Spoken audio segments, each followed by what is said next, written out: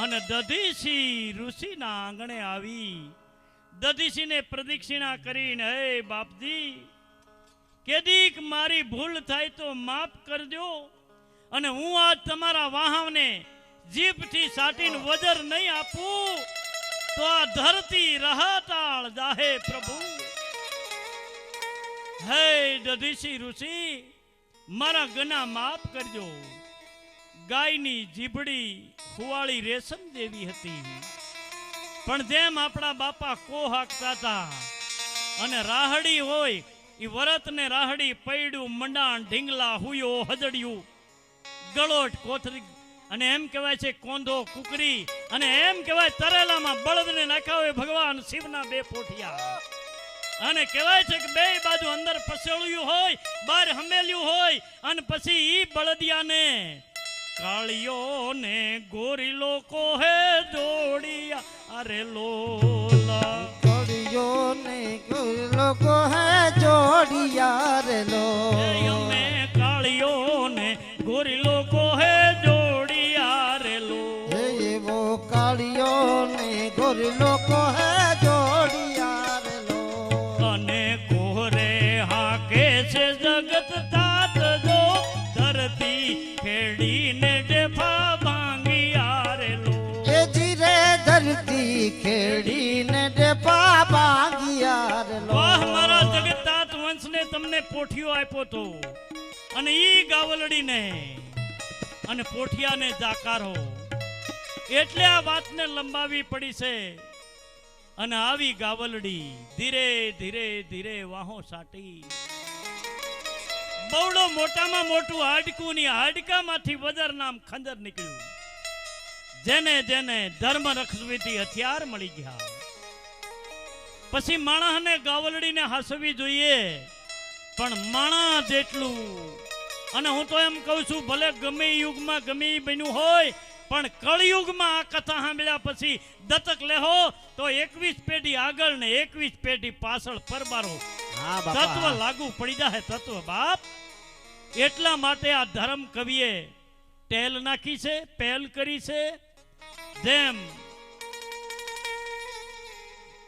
હીરાના નંગની કિંમત હોય ને બાપ, એમ જે આમ આ દત્તક કથામાં પહેલ કરશે ને એ સમજતા હીરા જેવા કાનાણીભાઈ ધીરુભાઈ એ પહેલના પોટ આ જગત આખું પ્રકાશમાન માની લે કે આવી પહેલ તો જસદણ કરીએ કે બાપ, જસદણ કરીએ કે જસદણના દરબાર આલા ખાસરના બાપ છેલા ખાસર તેથી એવા ખેડૂતોનો બાપ.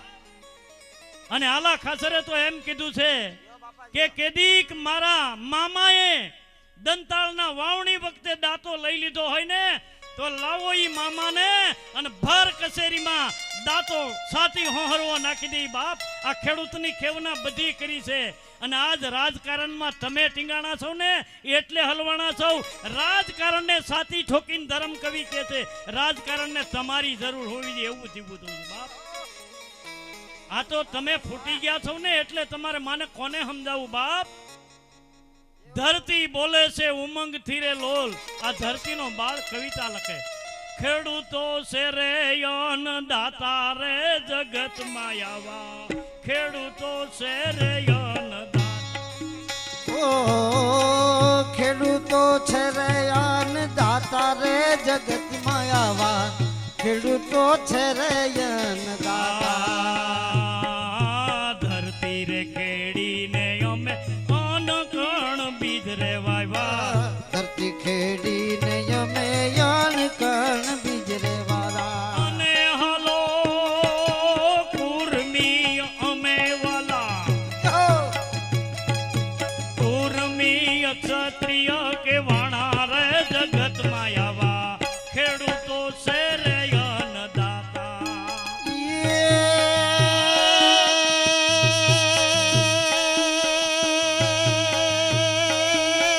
ખેડૂતો છે રે દાતા રે જગત માયાવા. ખેડૂતો છે રે અન્નદાતા. કૃષિ પ્રધાન રે ભૂમિ ભારતનું અમે ગૌરવ. કૃષિ પ્રધાન રે ભૂમિ ભારતનું અમે ગૌરવ. ભારત છે ઈ કૃષિ આજે ગુંડા પ્રધાન થઈ ગયો છે બાપ. એકતાની જરૂર હતી. કૃષિ પ્રધાન રે ભૂમિ ભારતનું અમે ગૌરવ. કૃષિ પ્રધાન રે ભૂમિ ભારતનું અમે ગૌરવ. અને એને સરકાર નવા દે જય કિસાન રે જગત માયાવા ખેડૂતો છે રે અન્નદાતા. ઓ ખેડૂતો છે રે અન્નદાતા રે જગતમાં જુઓ ખેડૂતો છે રે અન્નદાતા. ધરતીનો બાળક ધરમસી ગુણ લગાવે. ધરતીનો બાળક કવિ ધરમસી ગુણ લગાવે. હાલો જેણે ધૂળમાંથી બાપ મારા ધૂળમાંથી પકાવ્યા ધાન રે જગત માયાવા ખેડૂતો છે રે અન્નદાતા.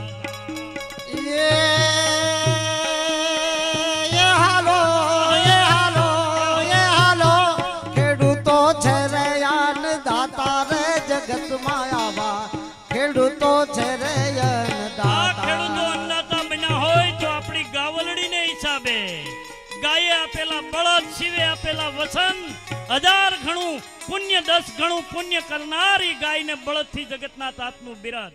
અને આ ભૂમિ ઉપર બેઠા છીએ. અહીં આલા ખાસરનો માકડો રૂપિયાની નોટમાં છપાતો હોય બાપ. ઈ ધરતી ઉપર ભાંભડા નાખતો વૃષમરાજ રોતો હોય ને તો ઈ ઉકળી નામ કેવું પડે અને ખેડૂતનું બિરદ કેવું હોય. અહીં બારોટ બેઠા છે છતાંય મારા બારોટ રસિક બાપા અને એની હાજરીમાં મેં સંત લખ્યો ખેડૂત કે રાખડા ખોરડા પૂછી પૂછીને કોણ કોણ આવે. ખમા બાપ. ખેડૂત કે રાખડા ખોરડા પૂછી પૂછીને કોણ કોણ આવે. ગામના ગુરદેવ આવે શંકરના પૂજારી આવે. હારે અવસર ઢોલ વગાડે ઢોલીને ચરણાયા આવે. ઢોલીને ચરણાયા આવે. નાટકિયા ભવાયા આવે. નાટકિયા ભવાયા આવે. મથુરા કેરા શોભાયા આવે. સિમસેડાની રખેવાળી કરતા તમામ વ્યક્તિ ક્યા બાત. બધાયને આવવું પડે એટલું જ નહીં. આવે એટલે આ માગણ સુકામ ગુડાણો એમ ઈ ભાષા ફરી ગઈ. આઝાદી પછી જ કેદીક ફરી છે. બા પધારો પધારો ખળાની પાળીએ. ખમા ખમા. અમારા જણા ભલે ભૂખ્યા રહી જાય બાપ. ખોબલે ધોબલે ખોબલે ધોબલે હુકડે હુંડલે આપા રાખ્યું જગત આખાએ લીધા રાખ્યું. ઘણી ખમા અંદાતા ને બાપ ઘણી ખમા અંદાતા ને. આવા ખેડૂતો બાપ આ વૃષમરાજના પ્રતાપે જો આપણને આટલું પુણ્ય મળી જતું હોય તો આપણે એક ફેરો સુધારવા માટે 25 ગાવલડીને દત્તક લેવાની ટેલ. આમ તો હોની છે મારી ટેલ. એવા દાતા તૈયારી કરો. આ વાતને આગળ આકીએ તો આયા ગાવલડીએ જીભમાંથી વજર આપી હથિયાર આપ્યા. બધાય દેવ દેવતાઓ મનુષ્ય છે એ કહેવાય દેવ હો કહેવાય. એ દેવતા હવે બસ રેક પાપ પહાર વધી ગયો. આ દેવ બની ગયો અને કોઈએ ગાયને હાસવી નહીં. 1000 વર્ષ પૂરા થયા અને ઋષિવરની સમાધિમાં જાગૃત થયા. અને જાગૃત અવસ્થામાં શરીરની ખબર પડી. શિષ્યને પડકાર કર્યો બેટા જો તો ખરા મારો વાહો છે કે નહીં.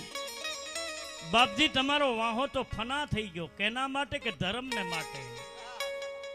હે કે ઈ કેવી રીતે કે ધર્મ રહાતાળ જાતો તો તેદી આ ગાવલડી આવી અને હથિયાર માટે તમારા વાહને જીભથી સાટી અને એમાંથી હથિયાર આપ્યા. એમ